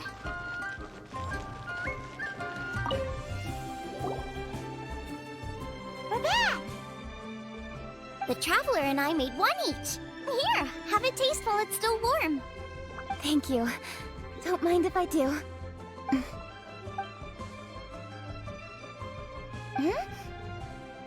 What is it? What does that face mean? This flavor. I've tasted it before. Apologies. Xiangling, Traveler, thank you both. This is everything I had hoped it would be. It tastes wonderful and, quite amazingly, somehow it took me right back to my childhood, when my grandfather was still around. Really? That's awesome! I didn't have a chance to fully explain before. In fact, when Master had filled in the missing parts of the recipe for me, I realized that I already knew how to make this dish. You already knew? You mean you were able to make this without ever seeing the recipe? Uh-huh. My dad taught me how to make it. Wait, but isn't this dish from Kuching's grandpa's notes, though? About that, I do not believe that this recipe was my grandfather's creation. My grandfather was a well-known real estate tycoon in Liyue, and also a scholar. He was an avid collector of old books and was quite knowledgeable on many of Liyue's customs and traditions that are no longer practiced. As a child, I used to spend a lot of time with him in his study. We'd read the classics together, then debate how much of it was actually genuine, and whether Rex Lapis was real or not. He used to say, books are just a bridge that bring us a little closer to history. It's up to those of us in later generations to ask these questions, search for the answers, and decide what they mean. Since then, my grandfather has passed on, and I've grown up to become a Chiseng. My views on Rex Lapis have changed in this time too, from myth to reality.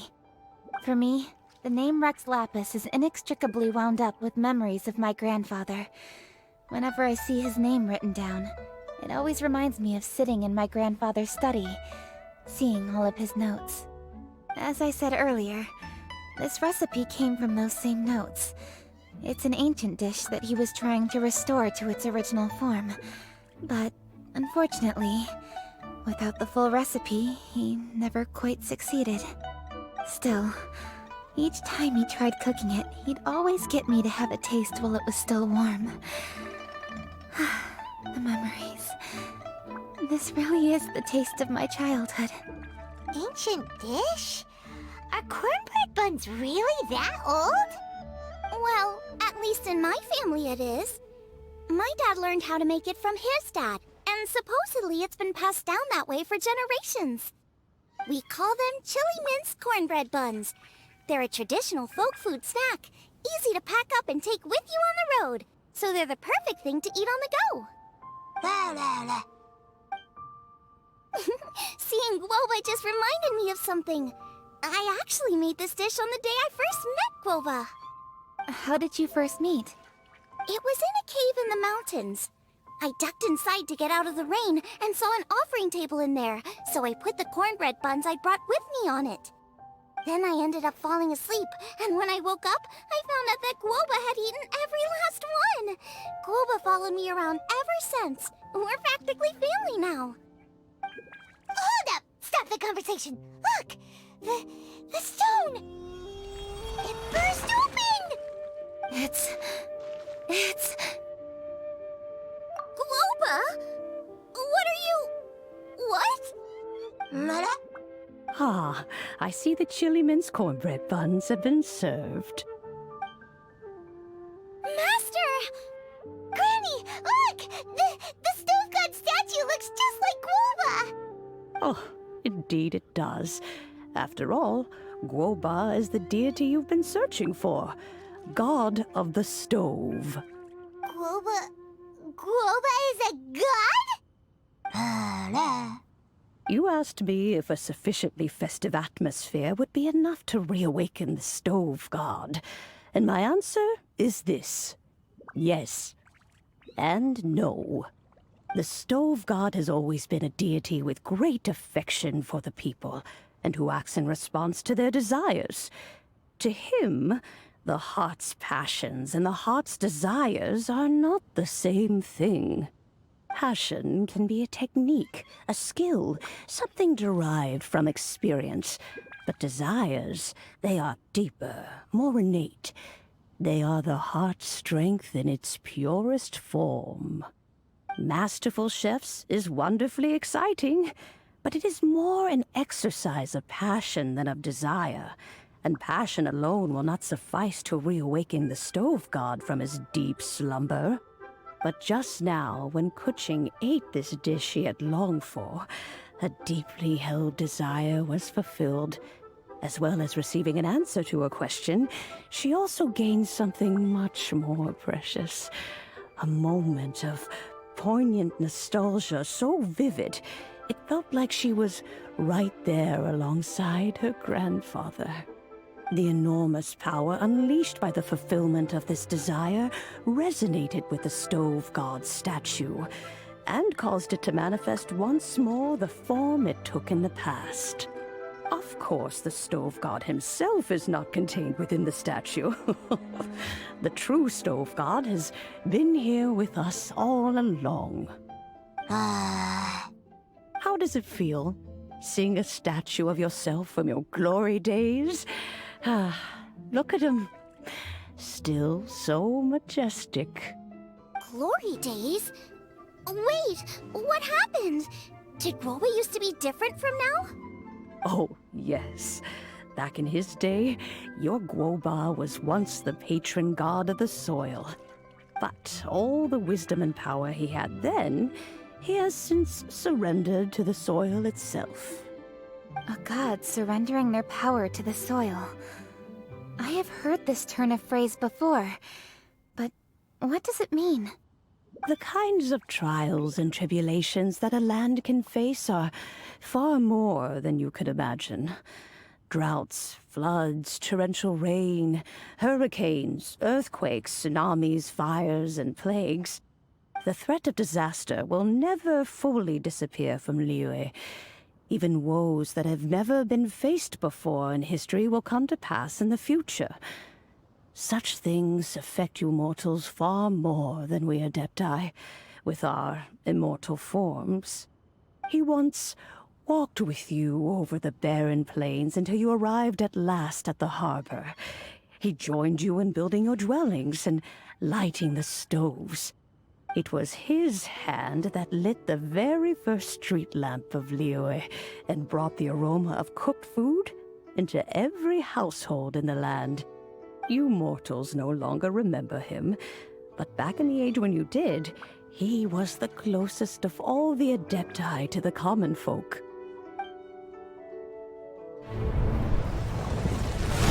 Machosius, god of the stove, born from a spark when stone struck stone. He was a god with a great love for humanity and their well-being. Millennia ago, the people sought to expand their city. They built a dwelling on the plains and called it the Guili Assembly. The stove god cared greatly for the people, turning himself into minions who went into every home, fostering food and solidarity alike. Alas, their home was taken by a flood. The waters ravaged the Guili Assembly and forced the people back south to Liyue Harbor. Though the distance was not far, the journey was plagued by a terrible storm. For a dozen days, the Adepti stayed by their side. During this time, the stove god cooked an ancient delicacy, flatbread with a meat sauce to stave off the cold and damp, fit for those on the move. Centuries later, disaster and plague arose once more. The stove god would appear no longer, for he placed all of his power into the land itself to quell the calamities. His power expended, and his wits greatly reduced. Thus his body decreased in size. By the time he parted ways with us, he wasn't even the height of a human.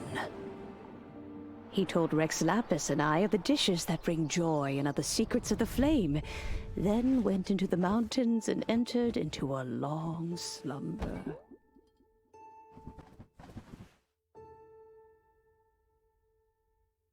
The stove god departed, and Guoba was born. When he awoke, he ate the chili mince cornbread buns placed on the offering table by a young lady in yellow. Though he did not remember the past, he was profoundly moved and decided to follow this young lady thereafter. The stove god had quietly disappeared, but the vendors rose early to hawk their wares. People went out to buy goods, lit their stoves, and cooked food, just as they had done every day for as long as they could remember. In Liyue, things have always been this way.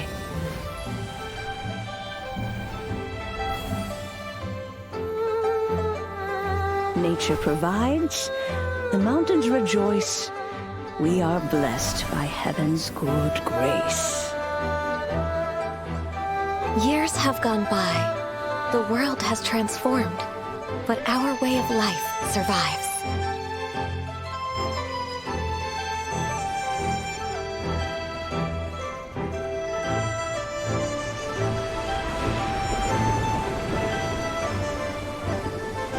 Fame and fortune is only a season.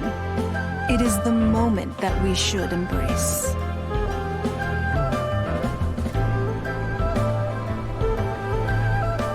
Past meets present. Heritage becomes legacy.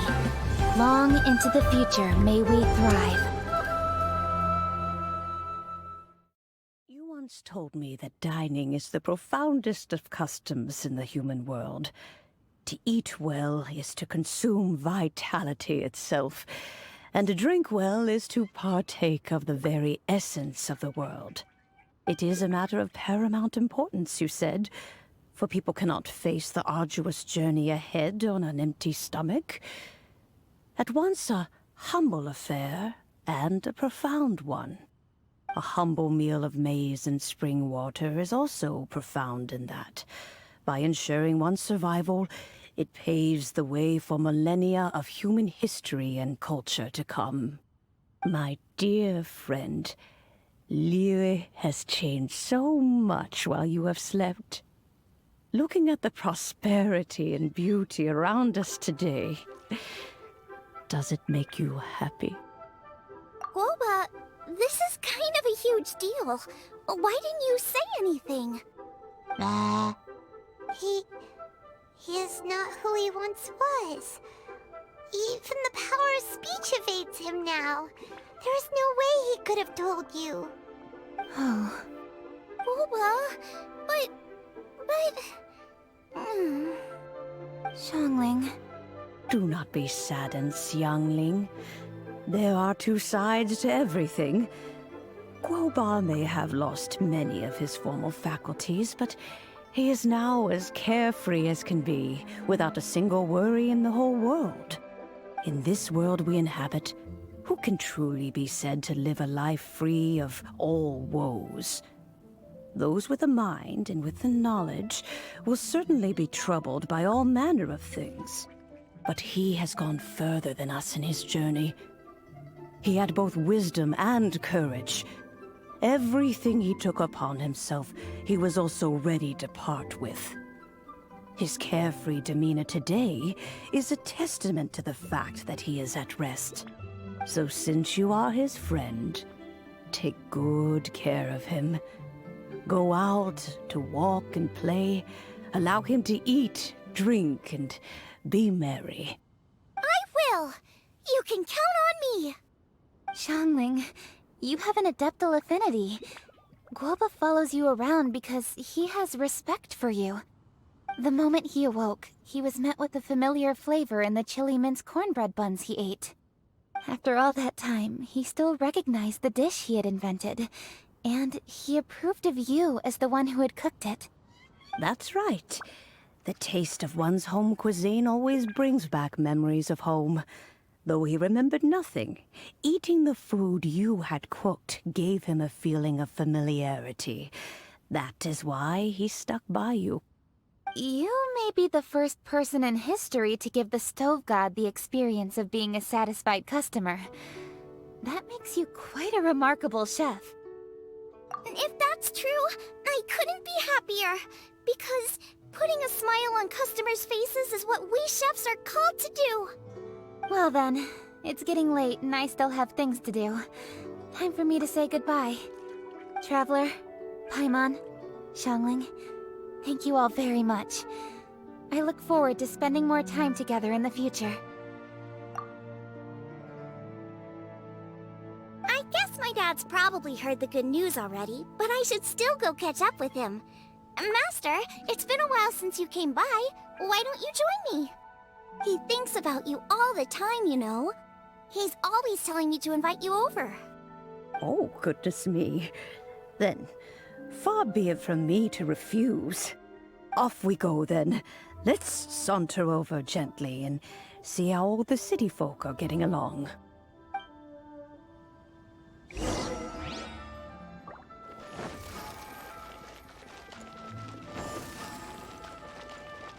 Phew!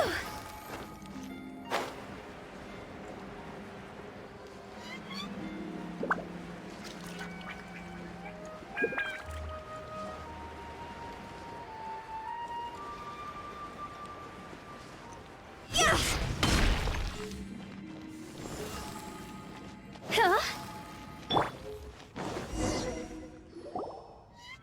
Hi, Dad. I'm back. Hey, what are you doing there? I should be the one handling that. Oh no! Guoba's taken off!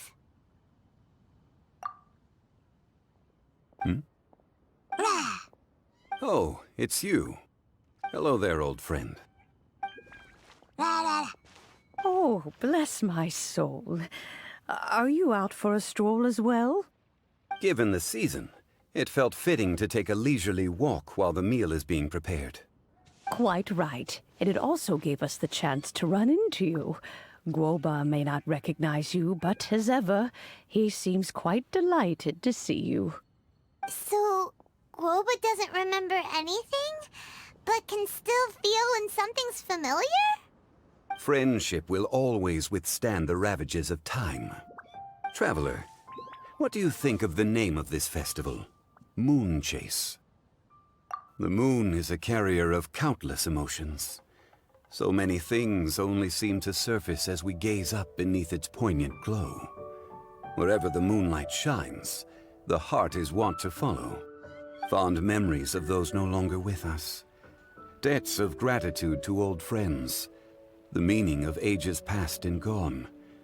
All wrapped up in the city that has existed for so many moons to date. All these things and more. They are why people chase the moon. In old age, the sight of many things puts one in a wistful mood. But children are always a beautiful sight to see. Such exuberant life force. It seems to well up from deep within the land itself. A land that has been in existence for so many millennia, and yet one that still dazzles today. Traveler, this Moon Chase Festival has been all the more entertaining with you here to witness it. Now, let's have Xiangling brew us a nice pot of tea. We shall drink and chat at our leisure.